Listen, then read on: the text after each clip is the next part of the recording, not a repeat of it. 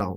میرے آقا صلی اللہ تعالیٰ علیہ وسلم کی حدیث ہے، حضور فرماتے ہیں جس نے سورہ یاسین پڑھ لیا پورے دن کے لیے اس کی کافی ہو گیا، ضرورتیں پوری ہو گئی اس کی. اچھا، پورے اس کی دن کی ضرورتیں پوری ہو گئیں، سبحان اللہ تعالیٰ اس کو محتاج نہیں بنائے گا. واہ واہ ایک واہ، دوسری حدیث میں ہے، سورہ صافات کا بھی ذکر ہے ساتھ میں. صحیح.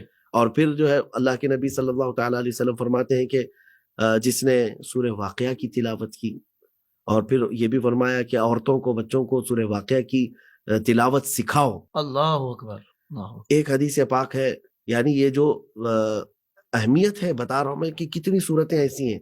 تو میں جتنی صورتیں بتاؤں گا اگر آپ وہ ساری چیزیں تلاوت کرنے لگ جائیں تو پھر الحمدللہ آپ بڑے عامل ہیں. اس لیے کوشش یہ کریں کہ قرآن پاک جیسے تلاوت ہوتا ہے اسی انداز سے تلاوت کرتے چلے جائیں، کیونکہ حدیث ہے کہ اگر بندے کو دعا کرنے کا وقت نہیں ملا اور تلاوت میں مشغول رہا جی، تو فرمایا گیا ہے کہ اس کو اللہ تبارک و تعالی اس کے مانگنے سے سوا، بلکہ جتنے لوگ دعا کر رہے ہوں گے ان سب سے سوا اس کو عطا فرمائے گا. اللہ اکبر، سبحان اللہ. کیوں؟ اس لیے کہ وہ رب کا کلام پڑھنے میں مصروف ہے، وہ دعا کرنے کا وقت نہیں ملا اس کو. کیا کہنے ہیں مفتی صاحب، واہ واہ. تو جو وظائف کے پیچھے بھاگ رہے ہوں ان سے بھی میں یہی کہتا ہوں کہ قرآن کی تلاوت کرتے جاؤ. ہر آیت وظیفہ ہے، ہر آیت شفا ہے. سبحان تو تلاوت اگر جاری رہی. اب کچھ صورتوں کے فضائل کے سلسلے میں آپ نے فرمایا، تو جو مشہور صورتیں ہیں سورہ یاسین پاک کی تلاوت گھروں میں ہونی بھی چاہیے. اور میرے آقا صلی اللہ علیہ وسلم نے فرمایا ہر چیز کا دل ہوتا ہے اور پورے قرآن کا دل یاسین ہے. واہ واہ واہ. اور پھر یہ فرمایا ہر چیز کی زینت ہوتی ہے اور قرآن کی زینت سورہ رحمان ہے. سبحان اللہ. یہ سورہ رحمان کی فضیلت میں بھی ہے. اور پھر ایک ایسی صورت میں آپ کو بتاتا ہوں، ایسی صورت جس کی فضیلت میں ترمذی شریف کی حدیثیں ہیں اور کئی صحیح احادیث میں آپ کے سامنے رکھ رہا ہوں. اللہ کے حبیب صلی اللہ تعالیٰ علیہ وسلم فرماتے ہیں کہ میں تمہیں ایک ایسی صورت نہ بتاؤں جو 30 آیتوں والی ہے، اور وہ ایسی صورت ہے کہ یہ اپنے قاری کو اس وقت تک چھوڑتی نہیں جب تک جنت میں داخل نہ کرا دے. اللہ، سبحان اللہ، سبحان رب تبارک و تعالیٰ سے بحث کرنے لگتی ہے. اللہ اکبر، اللہ اکبر. وہ اپنے تالی کو، اپنے قاری کو اس وقت تک نہیں چھوڑتی کہ جب تک وہ جنت میں نہ چلا جائے. کیا بات ہے حضور. تو پوچھا یہ کون سی صورت ہے؟ سننا چاہیں گے؟ جی حضرت جلدی ظاہر سی بات ہے کہ سارے لوگ سننا چاہیں، جلدی جاننا چاہ رہے ہیں. سورۃ الملک، جس کو ہم تبارک کہتے ہیں. ماشاء اللہ. تبارک الذی بیدہ الملک وہو علی کل شیء قدیر. اس کی فضیلتیں تو اتنی ہے حافظ صاحب کہ ایک صحابی نے ایک قبر پر اپنا خیمہ لگا لیا. ان کے ساتھ جو معاملہ پیش آیا بتا رہا ہوں کہ وہ خیمہ لگا لیا اور انہیں اندازہ نہیں تھا کہ یہاں قبر ہے، اور رات گزرنے لگی تو ان کو تلاوت کی آواز آ رہی تھی سورہ ملک کی. تو وہ گھبرائے ہوئے آئے اور حضور کی بارگاہ میں عرض کیا یا رسول اللہ صلی اللہ علیہ وسلم، میں ایک قبر کے اوپر خیمہ لگا لیا اور مجھے اندازہ نہیں تھا کہ وہ قبر ہے، لیکن وہاں سے مجھے سورہ ملک کی تلاوت کی آواز آ رہی.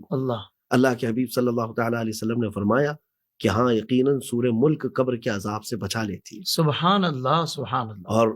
اور ایک روایت یہ بھی میں بتاتا ہوں کہ سورہ ملک کی تلاوت کرنے والا جیسے قبر میں جاتا ہے تو عذاب آتا ہے اگر گناہوں کی وجہ سے سر کی طرف سے آتا ہے تو سر خود ہی اس کو بھگاتا ہے عذاب کو کہ اس کے قریب میں آنے نہیں دوں گا تجھے، کہ یہ تو سورہ ملک کی تلاوت کرنے والا ہے.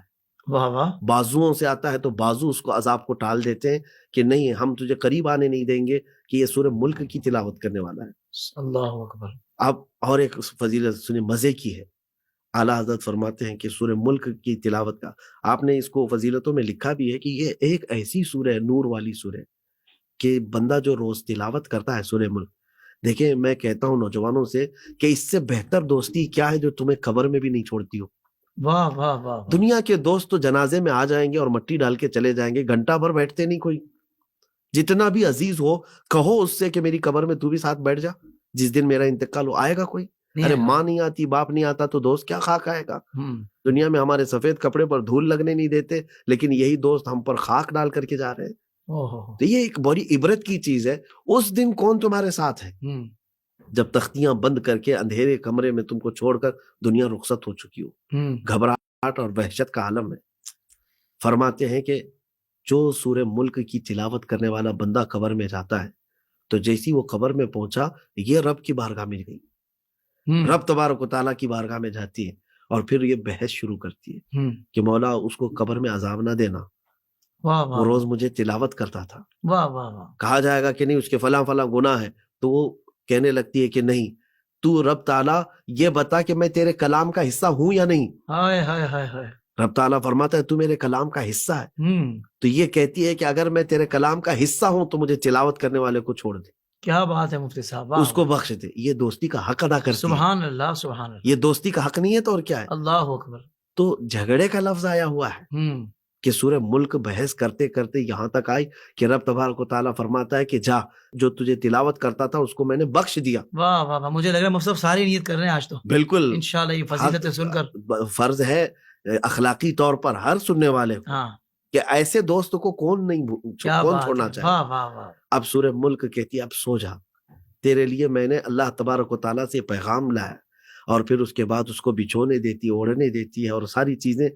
میں کہتا ہوں کہ قبر میں یہ دوستی کا حق ادا کرنے والی سورہ ملک کو اگر نوجوان نہیں پڑھتا تو کس قدر حرمہ نصیبی ہے. بالکل. آج کے زمانے میں کہتا ہوں کہ آسان اتنا ہو گیا, چلو تم قرآن پاک اٹھا نہیں پا رہے ہو یا پھر تمہارے پاس ایسی تھکان آ گئی ہے, ارے میاں وہ جو گانے سنتے سنتے جو تم سوتے ہو ایئر فون لگا کر کے, کیا یہ اچھا ہوتا ہے؟ 3 منٹ کی سورہ ہے, اگر اچھے قاری سے آپ سنتے ہیں 3 سے لے کر کے 7 منٹ بہت آرام سے بھی اگر کوئی پڑھتا ہے تو 3 سے 7 منٹ کے اندر تم یہ سورہ ملک جو ہے کانوں میں لگا کر کے سن تو لے سکتے ہو. جی تو اتنا تو بندے کر ہی سکتے ہیں. کیا بات. اس کے علاوہ